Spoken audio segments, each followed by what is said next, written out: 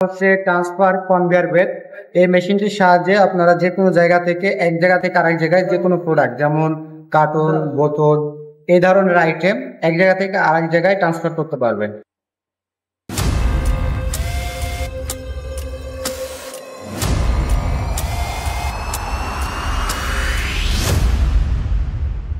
JS packaging machinery যে নতুন আরেকটা ভিডিওতে আপনাদেরকে স্বাগত।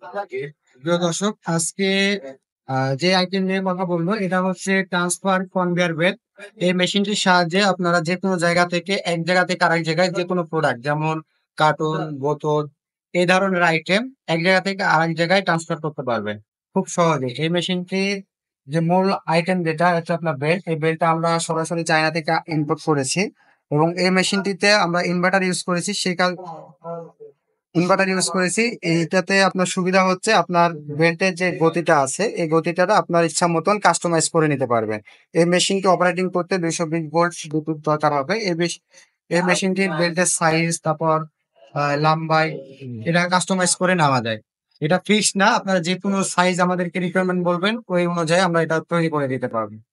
এই মেশিনটির মাধ্যমে আপনারা যদি কাজ করেন আপনার লেবার কস্ট অনেক কম হবে।